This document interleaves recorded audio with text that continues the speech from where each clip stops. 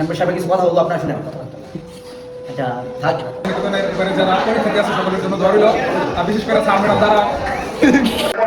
আসসালামু আলাইকুম। তো সবাই কেমন আছেন?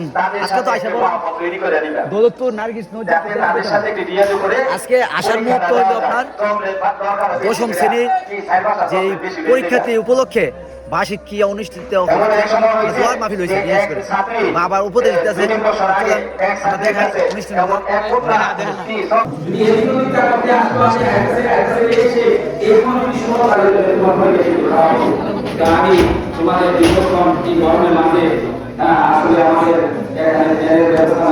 আসসালামু আলাইকুম।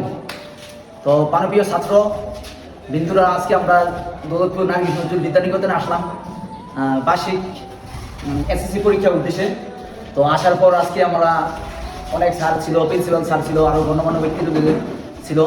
তো পরীক্ষার উদ্দেশ্যে আজকে যে সুন্দরভাবে আলোচনা করতে পারে, যে পরীক্ষা সুন্দরভাবে দিতে পারে, এই উদ্দেশ্যে দোয়া ও মিলাদের মাহফিল আয়োজন করা হয়েছে।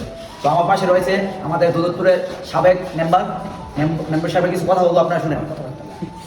এটা থাক। যাই হোক, তো আমার প্রাণপ্রিয় ছাত্রর জন্য আমি দোয়া করি যাতে সুন্দর করে আমাদের নার্গিস নজরুল বিদ্যানিকেতনে যে একটা